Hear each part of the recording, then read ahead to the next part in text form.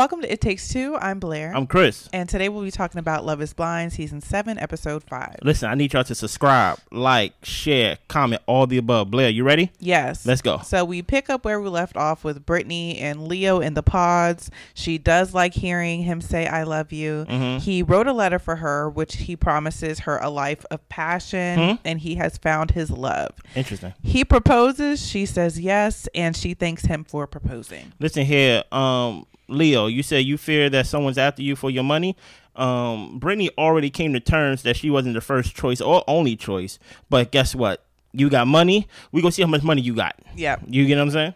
Next, we have Hannah and Nick. They are meeting for the first time. Nick D. So they hug, they kiss. He tells her that she looks good. He proposes, and she says, of course. Yeah. He says, or he asks, basically about her like being taller than him, and she says that she's pretty tall, but she wears her heels because she can. And he's like, yeah, why not? You can wear your heels. Yeah. So he says that she is probably 5'9" with heels on. She doesn't think that what he said about his looks in the pods was truthful. He did say something along the lines of being a less buff Travis Kelce mixed with somebody else. Oh. Wow. So she thought that, he was a football player. I guess she didn't consider the position, but he said it. He said it. But he is probably about 5'11". She does feel like she is bigger than him and thinks he might feel emasculated by that.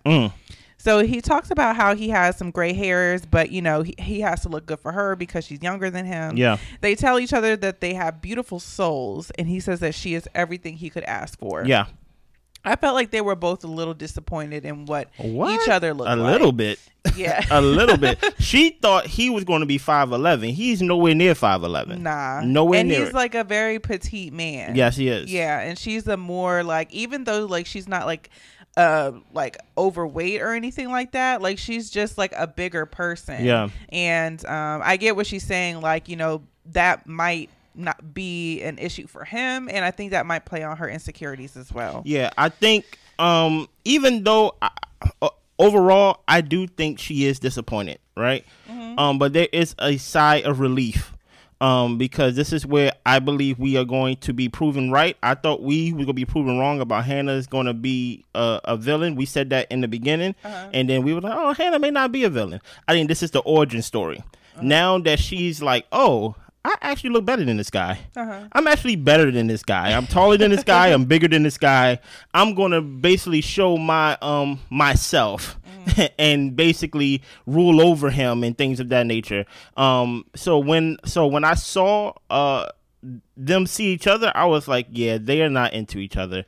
More so, she's not into him because she built this idea of he's smooth, he must be the quarterback of the school, he must got the leather jacket, the cheerleaders. He's the kicker. Yeah, he's the kicker. Yeah. So we get into Ramses and Marissa. Yeah. He is thankful for her. He makes she is saying that he makes her feel like she deserves to be loved. Yeah. He proposes and she says yes. Only thing I don't trust about Marissa is that she says she's over this masculinity type of men to where it's controlling. I don't believe her.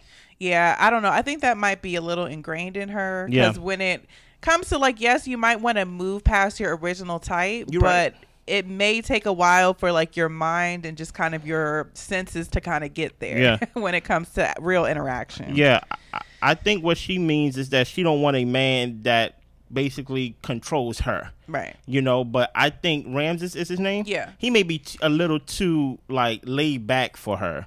He don't seem like the type of person that take charge. Yeah. That's just my opinion. Yeah. Then we see Leo and Brittany meet. So they hug. She tells him that he smells like his blanket. They kiss. He ends up proposing and she says yes. Yeah. He's telling her she's beautiful. They both sit down and he's grabbing the back of her neck, kind of putting her in a chokehold. That's how it looked to me. But was basically let's cuddle, let's talk. He's trying to kiss all on her. Yeah. And honestly, it didn't seem like she was too into it. Not at all. He said that, we don't have to pretend it's anything it's not. We're going to do things how we do things. He says that he loved her because of her intuition. They're talking about why they loved each other. And she taught him to follow his heart. Okay. He asked what she loves about him. She is kind of stumped at first. Very stumped. And at last, because all she said was, you made me feel like an option at first, but eventually you chose me, is the gist of it. And then he gives her his jacket. At first he asks, like, are you cold? And she's like, not really. And he's like, I want to give you my jacket. She's like, you still can. So. Okay. Sure. So he keeps staring at her. He wants to cuddle with her. They cuddle and kiss. And she says, like, this is one of the most awkward moments of my life. Wow. She feels bad that she hasn't reciprocated the I love yous to him, but she wants to say it when she means it, and he wants her to say it when she really means it. Yeah, because she don't love you, buddy. She feels like he's kind of lying when he says I love you. She's asking him, like, do you really mean that? And he's trying to reassure things with her, but for her, she's just like, in her mind, like, it's just not clicking. Yeah. That she's engaged. So they don't know if they're going to like go to Mexico or be one of the couples. I think only 6 couples get chosen. So if they don't get to Mexico, they're talking about they would go to Miami. Now stop right here. Before we get the verdict of if they went. Yeah. What is your thoughts when you saw them together? I was like, this is not good. I was like, Brittany does not like that man. I was like, she does not like that man. I think she was trying, but it was very awkward. And I think, of course, it's going to be awkward because this is somebody you're meeting for the first time. But I think she finally really realized, like, it is very weird for this man to be saying he loves me when we do not know each other. Yeah. On top of that, he's not the smoothest guy. No. So it was just a lot of things at play. I think for one, let's start with she was the second option. So that already plays a part. Right. So the only way that can undo that is if you're incredibly handsome. That's the only way that can make it seem like, oh, he is gorgeous. Yeah. He looks awkward. Like let me not say look awkward. His aura is awkward. Like he comes off as if he's socially awkward, as I said a couple episodes ago. So that's already 0 for 2. She already felt like she was the second option. He's socially awkward. His aura is awkward. And then like, okay, maybe like in person there would be like a spark or something.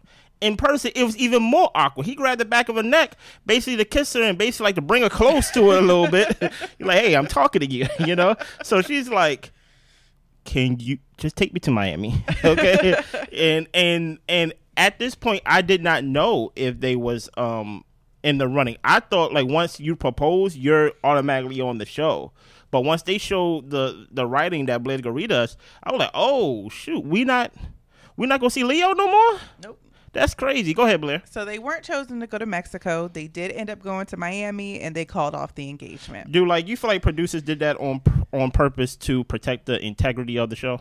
Not necessarily. There's only a select number of people that get chosen to be followed for the show. Yeah. And even in previous seasons, like there have been couples who have gotten engaged. Like there was this whole story of like the season with Chelsea, you know, the one who everybody. Well, she said she looked like Megan Good. It was. I think it was. Yeah, Megan Fox. Yes, I keep messing that up. She don't look like Megan Good or Megan Fox. Right. You know what I mean? But yeah, some girl, I think she was in some type of like domestic violence situation with the guy that she got chosen to be with. So yeah, they don't follow all the couples. Yeah. I think, me personally, I don't know, so I'm guessing.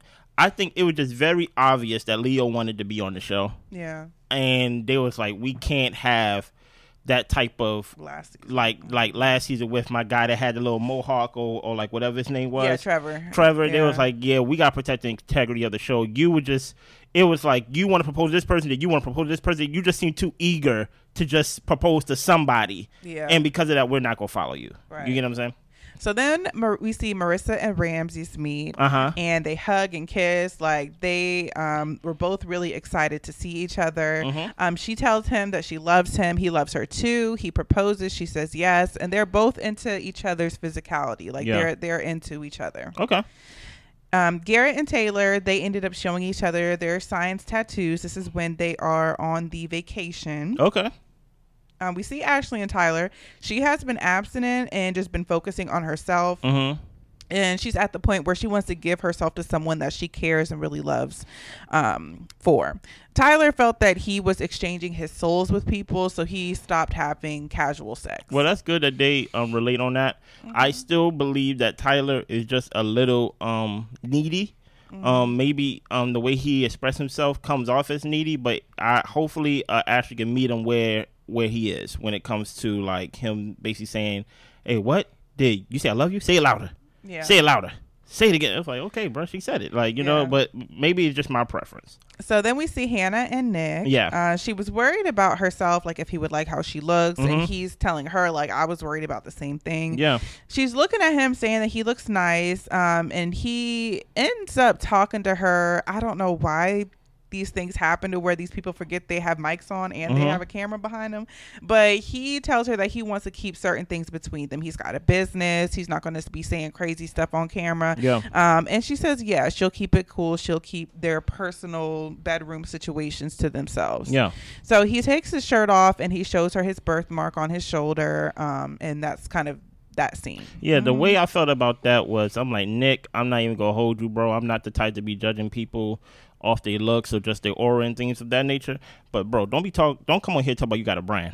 like the brand. Love is Blind is the brand. Exactly. And when you sign up for the show, you basically submit yourself to however they film you and things of that nature. You're not in the producer board. You're not in the director board. You're not in control of the edits. Matter of fact, the only way that you can control the edits is if you don't talk about it. But at the end of the day, you can control what Hannah talks about. Exactly. So if you don't want to talk about it, that's fair. But Hannah's free to talk about whatever she experienced as well. And do you get what I'm saying? And I also feel like that is a little bit of manipulation and sneakiness. Of course. I feel like you come onto the show to find love, and as adults we figured that sex is a part of the connection that you guys are going to make. And I understand how some people feel like that's a touchy subject, but I honestly feel like it's part of a relationship, and you guys don't have to go into deep detail, but I think it is kind of like a mark, or just kind of like what do you call it, like something that basically, like, if you guys do it, then okay, we're at this point in our relationship. Oh, okay. You know? A milestone. Yeah, milestone. I told you, I'm good at taboo. I'm telling you, like I'm telling you, I'm very good at that game. So it is like it's kind of a milestone for the relationship, and it shows how well you guys are connecting physically. So I didn't appreciate that, and it also kind of made me feel like you're trying to like make it seem like for the girls back home that you wasn't out here doing things if you got somebody that's watching. I'm just like, it could be a whole lot of things. So, and I don't think the brand is a huge thing. I'm sorry. And we know real estate agents be having sex. I don't know. It's not even real estate because that's not your brand. Your brand is husband. So I'm like, you come on the show to be married. That's your brand. Everything else don't matter. So like, relax, Nick D. You are not all that in a bag of chips. You know. So we check in with Alex and Tim, and Alex is explaining to him that she's nearsighted. So when they met, she actually couldn't really see him, but she does find him attractive, and everything is cool. Look. I can't believe you, Alex, because you just told me that when I walked through, you couldn't see me. Okay, so the first thing we go do is we go get your eyes checked. Once we get back into the States, okay? But, you know, I like the little small interaction. One scene without the sister being mentioned. I'm happy, so I got no complaints. And we learned something new about Alex. Yes. Yeah. That she's blind. Right. You know what I mean?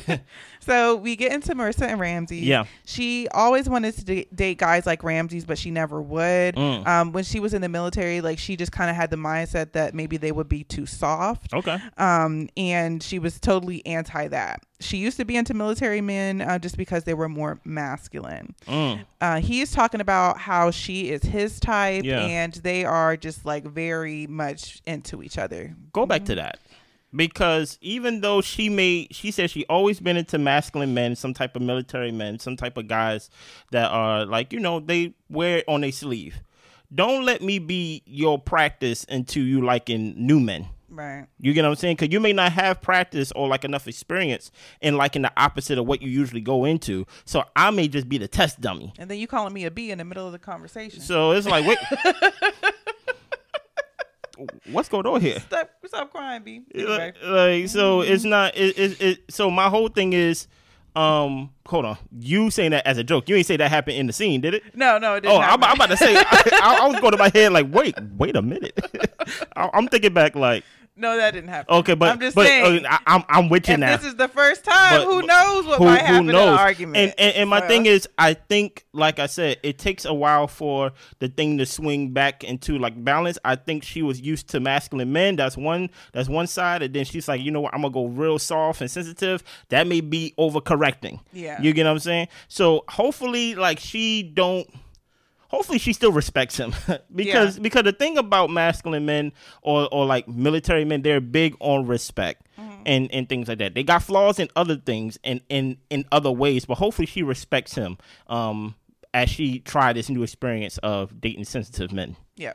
So we go to Monica and Steven. Yeah. She talks about how she used to care about like what university a guy went to, what fancy job he had. But Steven, he went to a 2-year college. He's an electrician, and this is the guy she wants to be with. Okay. Steven says that he is waxed and ready to go, so he is trying to get it popping with his wife. Well, his fiance. With his fiance. Yes. We go to Taylor and Garrett. Yeah. Garrett thought that she would be taller since she played basketball. Her mom, and they talk about like family, and she's talking about how her mom likes her alone time, but she loves her family. She's pretty much similar to her mom in that way. And Garrett talks about how he looked up to his mom for who she is as a person. Like she will always make sure everyone else is good and just kind of worry about herself last. Okay. They both kind of aspire to be like that and those qualities in their mom. They are both planners, and she shares that she's not good at asking for things, but she knows that having a partner, you're going to have to give room for the other person to step in and do things for you. Yeah. And they end up kissing, so they're connecting physically as well. Yeah, as I said episodes ago, they are trying to put this as the model couple, as in like this is the couple that so far have the least amount of problems, and that they was the first one to get engaged. At least we saw on the production side. So they are trying to push them as a model couple, and I have no problem with it right now. Yeah, I think so far so good. Yeah. I'm glad they're talking about some of the things, or just basically the ways in which that they want to be in relationships, and kind of like what they know their flaws or barriers might be. Yeah. So that way they can actually get to know each other when some of those things start to show their heads. Yeah. So it's not necessarily such a surprise. You can kind of identify it when things come about. So I'm just like, that's smart. Right. They got to talk about these types of things. You're right, because at the end of the day, I don't know you. You're right, Blair. Yeah. So then we go to Ashley and Tyler, and they are in the jacuzzi, and he's talking about he's got some insecurities around like his belly. Okay. He said that he would put a tattoo of her like around his heart, and she, she's smiling and stuff like that. But I really can't read Ashley that well. Yeah, let's take a pause for a second, right? Yeah. Like this is now I understand that tattoos may not be a big deal to him because he already has a lot of them. He has like his chest is tatted and things like that. Hey, slow down, man. Like, what do you mean you will put a tattoo around? It's like, it's almost as if he's reading like a love story. Yeah. It don't come off as, and my thing is, I don't know if I don't think he's lying. So I don't want to make it seem like he's doing the same thing as Leo. Because Leo come off as if he was being manipulative. Right.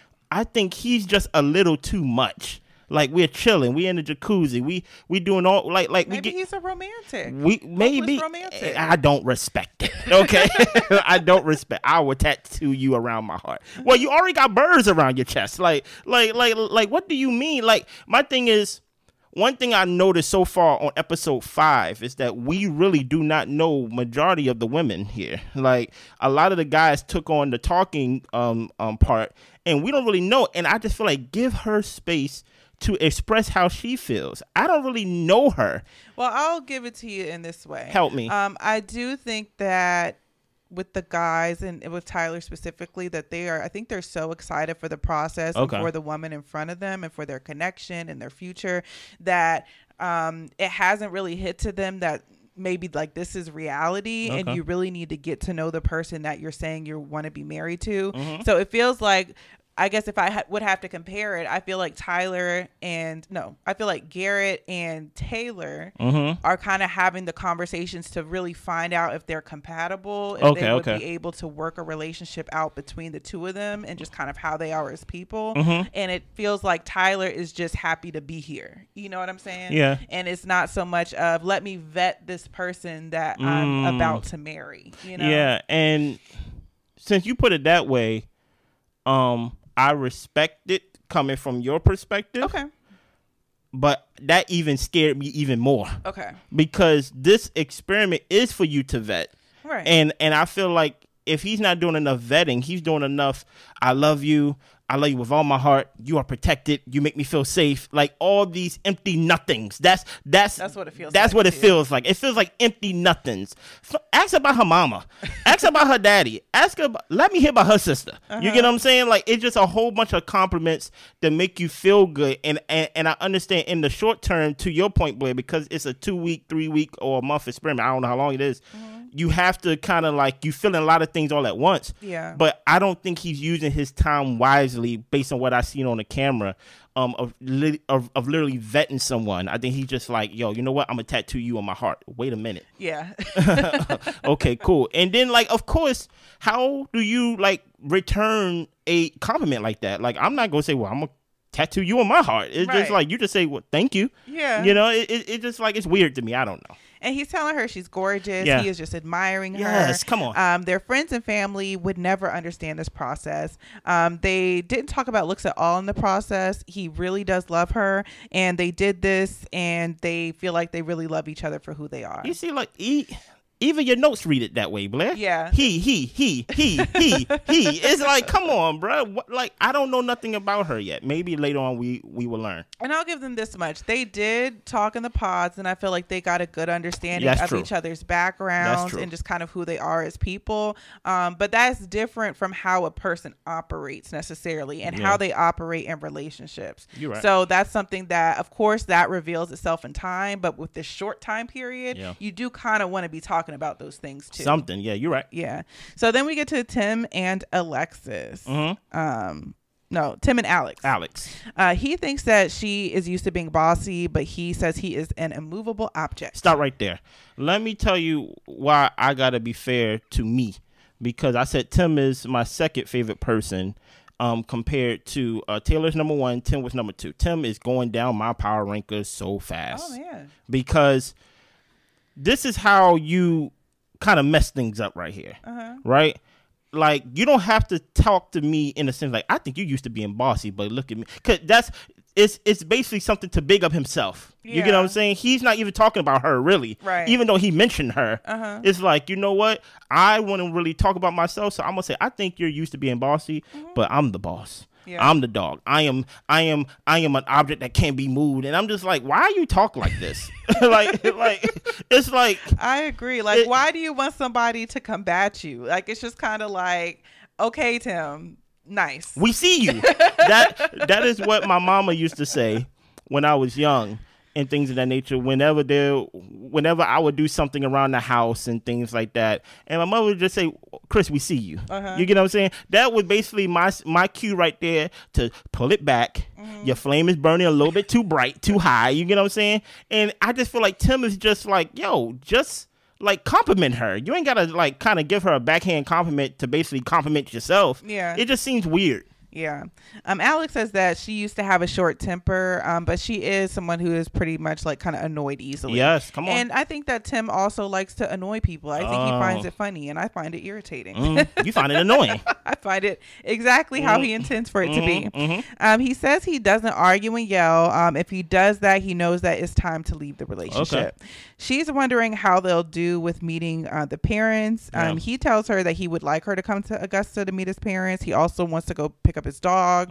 But he was saying that his parents would drive up to DC, you know, if they felt like, you know, he was getting serious with somebody. And then he gets stuck on like the dog thing and just kind of like beating that joke into the ground. And she's irritated by it, but they end up just kind of like moving past it. Yeah, now scroll up just a little bit to like her part, right? Okay. He said something across the thing of he don't like to argue. She said something about she's annoyed easily. Yeah. She literally said that out her mouth less than 2 minutes before he started annoying her. Yeah. So that already lets me know without us even seeing it, he don't listen.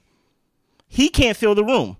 So whole time I feel like he does. I think he does it on purpose. I listen here. Listen.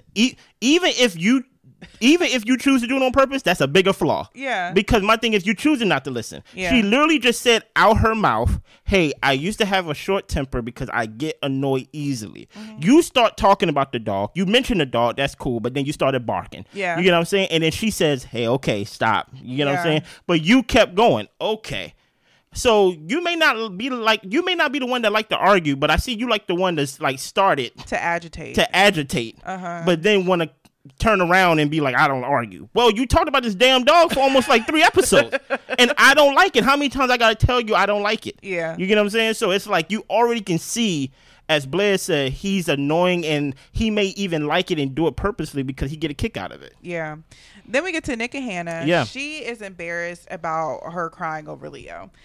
She just felt like she was getting beat down in that situation, and she feels like she was never treated by anyone that way before. Okay. And Nick was telling her, like, you know, the whole process is hard on the both of us. You know, we both have to let our walls down. Yeah. She's asking if he would get her name tatted on him, and he says he would not. Okay. She would probably get his name on her booty. Okay. So she says that they, talking about the women in the lounge, like they kind of talked a lot of trash about him, like he was kind of a smooth talker. Yeah. Nick wants to see what the girls look like, and he's like, but not like that, like not in that way. And I'm just like, I feel like Nick be putting out like little pieces of bait to see how Hannah's gonna respond, just a little bit. I'm gonna follow you on this one, because I'm just kind of like, she already told you like certain insecurities about her. It's now you're saying that, it kind of makes it seem like, are you gonna try to compare me to other women? So it could be an innocent comment, but at the same time, I think that's intentional. Hey, listen here. I'm gonna follow you. You're making it innocent so that it doesn't sound insidious. I'm gonna follow you, and if you're proven wrong, I already got my parachute. I'm gonna jump off. So he's asking if her lips are done, and she's like, no. And Nick tells her that, you know, natural women are the most beautiful. Yeah. But she would probably be open to getting her boobs done after having kids. Okay. Hannah says that she usually goes for like the big jock guys. Nick is not what he presented himself to be in the pods, but she says again. But they end up getting in the pool. She's feeling on his birthmark. He says that he has been self-conscious about it in the past. Yeah. Hannah says that they had to just kind of rebuild their banter and connection, but they did it pretty quickly. Yeah. He's been kind and gentle. She would marry him if things are continuing how they are now, and they are kissing and connecting in the pool. Even though Nick may have said that Travis comment, I didn't hear it, but I have to go back and listen to it. I don't think he misrepresented himself. Yeah. He told you he's the punter and the kicker. If he was this big, buff, athletic guy, he wouldn't be kicking the ball. Okay. You get what I'm saying? He'd be actually, and I don't want to disrespect punter and kickers, but he'd be doing another position besides punter and kicker. Usually the smallest person, the person that don't need to lift weights, is the one that kicks the ball. You get what I'm saying? Compared to everybody else. So I think she built an image in his head the same way as they built him as to be the smooth talker. I never thought of him as smooth. So I think, to Hannah's point, they kind of have to do a reset now that they've seen each other and have to reconnect in a different way, because I feel like they're both disappointed. Yeah. So Garrett and Taylor, we find out that Garrett sleeps with some tape on his mouth. Ashley and Tyler, they are praying before they go to bed. Steven and Monica, they're both just kind of winging it in this relationship thing and with life. He feels he's been winging it, and he's usually in the right place at the right time, but it's usually because he's decided to take a leap for him to end up in a certain place. Interesting. And she is grateful that he took that leap, and she feels like she's been waiting a long time for him. Yeah, and I think Garrett sleeps with it across his nose. I don't know if it's across his mouth. It is. Is it across his mouth for real? Yeah. Really? Because remember, like, he showed, what's her name, Taylor, how to do it, because she pulled like a long piece off, but he pulled like a small piece like that, and he told her to put it like vertically. Really? Yeah. That's interesting. Usually they put like a nasal strip or something like that. But hey, go to the doctor, get that checked out. I think that's a DIY or DIY. DIY. Yeah. I don't know how safe that is for you, brother, to be closing your air passage and things like that. Okay. Don't do that. Okay. Kids, don't try this at home. Okay. Alex and Tim, he feels good with this. He feels like it could be forever. Yeah. And she's like, yeah, it feels different. Like, she doesn't really specify, but they're cuddling. They're all over each other. It seems like it's a good different. Nice. Then we get to Hannah and Nick thinks that basically he's trying to figure out if this is something that's going to be sustainable, but it's something that they'll have to figure out over time. Okay. So we're moving to Marissa and Ramses. They're connecting well. They've got some sexual tension building up. They talk about how it's been nice holding each other. They already did the do. Wow. And it was great. They continue to doing it some more. Okay. I see Marissa and Ramses. Yeah. So with Hannah and Nick, Hannah thinks it's been nice being together. He gets her humor. And this is the next day. They're chilling out on the beach, and there are some ducks that are along the beach, I guess, for people to ride. And so Nick was like, oh, what if like we were to go ride those ducks? Like, would you want to do that? And she was like, she would get the ick if she was to see him ride the ducks. And so he's just like, well, I want to ride them. So I'm going to go ride the ducks. Okay. And she's like, I guess I just won't look at you. And he's like, okay. So he goes over to ride the ducks, and some lady, you know, from out the corner, probably like an older lady, but she's pretty fit, you know, good looking lady. And she's like, and he asked her if she wants to ride the ducks with him. And so they're just going to do like a little race. And then Hannah sees it, and she's like snapping her fingers and yelling his name. And then the girl was like, uh-oh, she's jealous. Don't be jealous, girl. And so they do their little race. They stand up, and you know, they're like laughing and kind of like a little bit close, but they like walk away from each other. Of course. So Nick comes back over to her, and well, before he comes back over, she's saying to herself like he can't be trusted, like she's grossed out. Okay. And Nick jokes like, what, should we just quit everything now? Hannah says that she's just trying to keep the passion alive. She it's basically like she feels like she is too cool and too grown to be riding those ducks. And Nick thinks that she was just jealous of the lady. And I'm like, that's kind of like that other bait kind of like thing that I feel like Nick, like a little poke or whatever. You want it at Hannah, because clearly she didn't appreciate the lady saying that, and he knew that. So why would he say that to her? So then they're talking about, well, how will you deal with a bunch of the other couples? Like if he can't really be himself around her. He thought it was fun. He had a good time. And that's pretty much the end of that. So let's talk about this just for a little bit. Hannah was jealous. But I also thought that Hannah was also being controlling too. Yeah. And when it comes to this, they both don't like each other. And you can tell how they don't really like each other by how they handle each other. Because if she was really as gorgeous or as beautiful as he believes her to be, he wouldn't be joking around with her. Sure, we just ended. He would like be more reassuring. Exactly. And like trying to tell her like, you know, I'm sorry, like I made you feel that way. But no, he kind of really didn't care. No, he didn't care because he's like, look who I'm with. But the same could be said for her, in my opinion, because like you get the ick off of him just doing his own thing. You get what I'm saying? Like now everything, like now because he's so close to being on the edge with her, anything he do can make her not like him. Yeah. You get what I'm saying? Because she already don't like him. She already convincing herself daily and all the time, I have to like him. I got to see the process through. I have to do this. Don't get on that duck. Is it corny? Of course. Do guys be corny sometimes? Do we find things that is fun that women don't find fun? Of course. And vice versa. Yeah. He can go in the corner and do whatever he want to do. But my whole thing is the fact that she felt comfortable to snap at him and call him over and things like that. It may come off as jealous, but I think she was being controlling, in my opinion. And I think that's just might be a little bit of her immaturity showing. Yeah. How do I put it? I feel like it's a little bit of her immaturity and her youth showing because like he is not trying to rub up and talk to this lady. He wasn't. Like he literally was just like on vacations. If you're like at resorts, people are happy and they're a little bit more talkative and friendly because they're on vacation, and people are a little tipsy too. So I wouldn't take it as such a big deal if somebody said like, hey, oh, you're doing this, like, can I play you or something like that? Yeah. And then root for your man. Be like, come on, Nick, you know, like you exactly, you know exactly. Like, beat that lady, you know, represent us or whatever the case may be. So it could have been handled differently from all sides. Yeah. I do feel like with Nick, I'm a little bit two ways about it. Help me. I feel like one side of it is that he thought it was stupid, so he didn't really care that she was upset about it, because he's like, this is dumb and I'm not going to play or get into a deep conversation with you about it because all I wanted to do was ride the ducks. Honestly, you could have rode them with me. Yeah. And I'm not going to engage in some type of jealous conversation with you about it. That's fair. But at the same time, I felt like he was poking her by saying that she was jealous and He could have been a little bit more considerate in his approach when trying to talk to her. Well, let's talk about the trivial point, because this could be something that we can just overlook. She probably just don't like how he looks on the duck. Yeah. He's a small man on a duck. It looks like a kid. You get what I'm saying? And because of his stature compared to her stature, he may be a little bit more heavy-handed with her because she's not petite. She's bigger than him. You get what I'm saying? So he may not be soft with his words or even soft with his intent.